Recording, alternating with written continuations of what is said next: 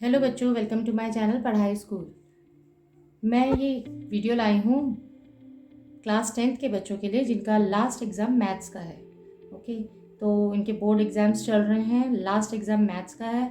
और मैथ्स जो है एक टफ सब्जेक्ट्स लगता है, बच्चों को टफ सब्जेक्ट लगता है। तो बच्चों के लिए ये जो है एक छोटी सी स्ट्रैटेजी बताना चाहती हूँ। इसे सजेशन समझिए या स्ट्रैटेजी कह सकते हैं। तो ये लास्ट मिनट प्रिपरेशन के लिए है, क्योंकि मैथ्स तो ऑल ओवर जो है सभी बच्चों ने पूरा साल अच्छे से पढ़ाई करी होगी, लेकिन अभी क्योंकि सबसे लास्ट मैथ्स है तो बीच में जितने भी एग्ज़ाम्स हुए होंगे तो उस गैप में बच्चों ने मैथ्स पे अपना ध्यान नहीं दिया होगा। अब उन बच्चों को क्या करना है कि मैथ्स पूरा आप दोबारा से तो नहीं प्रैक्टिस करना है, ठीक है। तो आपको करना क्या है, सिंपल। सबसे पहले आप लेंगे सैम्पल पेपर्स, ठीक है। सैम्पल पेपर्स लीजिए और उनके सॉल्यूशंस कीजिए, ठीक है। विद टाइम सैम्पल पेपर्स को कीजिए एंड एवरी सैम्पल पेपर को प्रॉपर आपको स्टेप्स के साथ हर क्वेश्चन के आंसर को, every answer should be done, ठीक है। जितने भी आप आंसर्स करोगे प्रॉपर स्टेप्स के साथ कीजिएगा, प्रॉपर स्टेप्स। हर स्टेप के लिए रीज़न, आइडेंटिटीज, फॉर्मूले जो भी कुछ देना है वो प्रॉपरली आपको देने हैं, ठीक है। और इसको आप टाइम लिमिट लेके चलिएगा। 3 घंटे का पेपर होने वाला है, तो आप कोशिश कीजिए कि 2 hours and 30 minutes में आपका कंप्लीट हो जाए।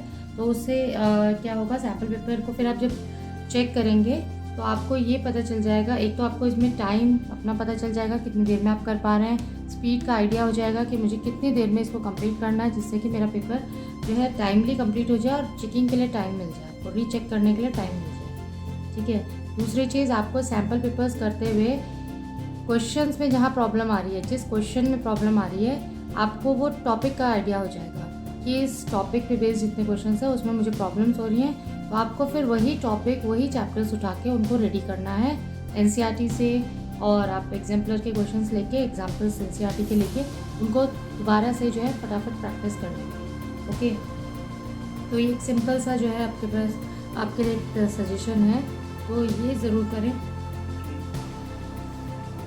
जब सैम्पल पेपर्स आप कुछ कर लें उसके बाद नेक्स्ट आपको करने हैं प्रीवियस ईयर्स जो है क्वेश्चन पेपर्स, PYQs, ओके।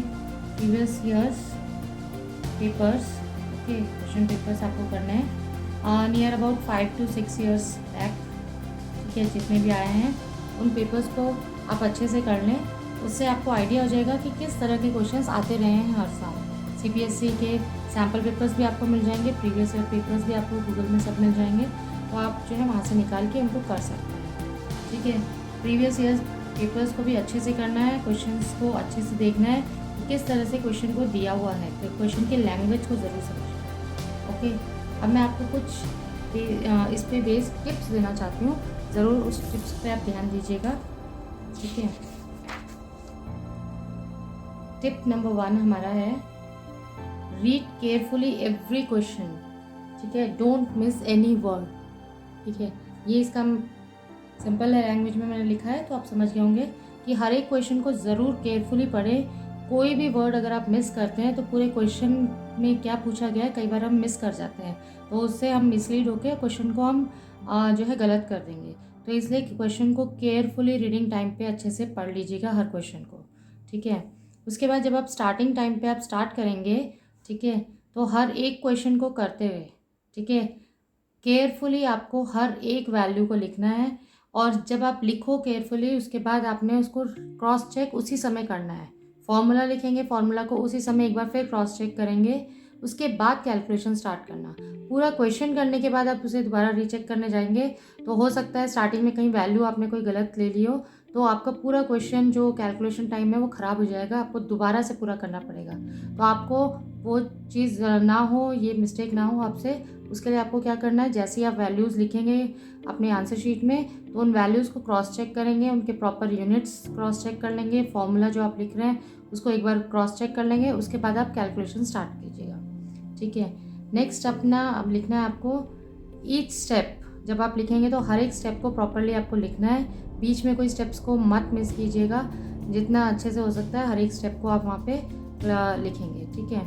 उसके बाद उसमें जितने जहाँ जहाँ पर भी आइडेंटिटीज़ अप्लाई कर रहे हैं या आप जैसे जो सर्कल्स चैप्टर या टेंजेंट्स के ऊपर कोई क्वेश्चन कर रहे हैं तो उसमें हर एक जब स्टेप कर रहे हैं तो हमें रीज़न देना ज़रूरी है, तो वो रीज़न ज़रूर दीजिएगा हर स्टेप के लिए, जिसके लिए आपको रीज़न की ज़रूरत है वहाँ पे ज़रूर लिखिएगा। हर क्वेश्चन की जो वैल्यूज़ आप सॉल्व करते हैं तो यूनिट्स का ध्यान रखिए, मीटर सेंटीमीटर, जैसे आप सरफेस एरिया के क्वेश्चंस करेंगे तो उसमें यूनिट्स का ज़रूर ध्यान रखिएगा। मीटर है, सेंटीमीटर है, आपको सब यूनिट्स को आपको सेम करना है तो यूनिट्स ज़रूर ध्यान दीजिएगा, नहीं तो क्वेश्चन में बहुत बड़ी मिस्टेक हो सकती है। ठीक है, नेक्स्ट आपके लिए टिप है कि जितने भी फिगर्स हैं उनको ज़रूर ड्रॉ कीजिएगा। क्वेश्चन में अगर गिवन है आपके पास तो उस क्वेश्चन से जब आप उसको आंसर कर रहे हैं तो ज़रूर उसको ड्रॉ कीजिए प्रॉपरली स्केल एंड पेंसिल से। ठीक है, अगर आप किसी क्वेश्चन के लिए फिगर अपनी तरफ से बनाना चाहते हैं तो वो भी ड्रॉ कीजिएगा। कोशिश कीजिएगा कि क्लियर फिगर बनाएं स्केल एंड पेंसिल से, रफ फिगर ना हो तो ज़्यादा अच्छा है। नेक्स्ट, क्वेश्चन करते हुए आप मुश्किल से 15 सेकेंड्स लीजिए पूरा क्वेश्चन होने के बाद क्रॉस चेक करने के लिए कि जो आंसर आपने निकाला है वही क्वेश्चन में पूछा गया है या नहीं। कंप्लीट क्वेश्चन को ज़रूर एक बार फिर से पढ़ लीजिए, क्योंकि क्वेश्चन करते हुए कई बार हमें मिस हो जाता है कि हमसे पूछा क्या गया है। अब मान लीजिए लेंथ पूछी गई, देन उसके बाद किसी और चीज़ का सरफेस एरिया पूछा गया तो हम मिस कर जाते हैं। लेंथ निकालने के बाद हम छोड़ देते हैं क्वेश्चन में कि हमें इस चीज़ को ध्यान रखना है, इसलिए क्रॉस चेक ज़रूर कीजिए। ठीक है, और हर एक क्वेश्चन के जब एंड होगा एवरी आंसर, ठीक है, एंड में आपको एक प्रॉपर स्टेटमेंट के साथ ज़रूर लिखना है, उसको बॉक्स में कर दीजिएगा। इससे क्या होगा, जो चेकर होंगे उनको बहुत आसानी होगी और उन्हें पता रहेगा कि आपको ये पता है कि क्वेश्चन में पूछा क्या गया है और आपने उसको कंप्लीट किया है, एंड आपने उस क्वेश्चन का किया है। ठीक है, तो ये मेरी तरफ से कुछ टिप्स हैं, ये ज़रूर ध्यान रखिएगा और इससे आपके पेपर में आपके लिए बहुत सारी चीज़ें जो है अच्छी हो पाएंगी। ठीक है, नेक्स्ट मैं कुछ पॉइंट्स आपको बताना चाहती हूँ।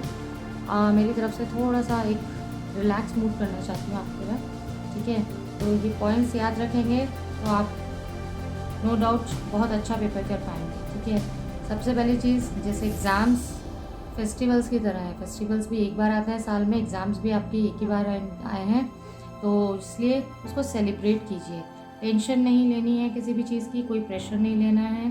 ठीक है, एवरी टाइम जब भी आप पेपर जितने भी आपने दिए हैं तो विदाउट प्रेशर अगर आप देते हैं तो आप बहुत अच्छे से उसको कर पाते हैं, आपको कोई प्रॉब्लम नहीं होती है। ठीक है, चाहे वो बेसिक वाले स्टूडेंट्स हो या स्टैंडर्ड मैथ्स वाले स्टूडेंट्स हो, सबको जो है प्रेशर नहीं लेना है और बहुत अच्छे से जितनी भी आपने तैयारी की है उसको जो है पूरा 100% कीजिएगा और पेपर में 100% आप आंसर्स दीजिएगा जितना आपने तैयार किया है। ठीक है, दूसरी चीज़, आपने जो भी पीछे प्री बोर्ड्स में किया है आपको पता है, तो अपने आप से आपको कम्पीट करना है, किसी और स्टूडेंट से अपने आप को कम्पीट मत कीजिएगा। अपने आप से कम्पीट कीजिए कि लास्ट टाइम जो भी आपके रिजल्ट्स रहे हों उससे बहुत ज़्यादा जो है बेटर रिजल्ट्स आने चाहिए, ये आपको सोचना है। और ये आपका टाइम है, डू योर बेस्ट, रिवाइज़ कीजिए और बिकम वाइज, स्मार्ट वर्क कीजिए। ठीक है, और मेन सबसे लास्ट जो मैं टिप्स में भी बता चुकी हूँ, प्रेजेंटेशन इज़ की, मास्टर इट। प्रेजेंटेशन पेपर का बहुत अच्छा होना चाहिए। आपका जो है प्रेजेंटेशन जब चेकर देखते हैं तो एक बहुत अच्छा लगता है उनको और वो चेक करने में उनको बहुत मज़ा आता है, एंड जो है फटाफट वो जो है आपके जो आपने जैसे फॉर्मूला अगर अंडरलाइन किया हुआ है, आंसर लास्ट में अंडरलाइन किया हुआ है, तो एक प्रेजेंटेशन देख के अच्छे से फीलिंग आती है। ठीक है, तो हमेशा प्रेजेंटेशन ज़रूर अच्छा होना चाहिए, उसका ध्यान ज़रूर रखिएगा। तो मेरी तरफ से और सभी बच्चों को best of luck and do your best.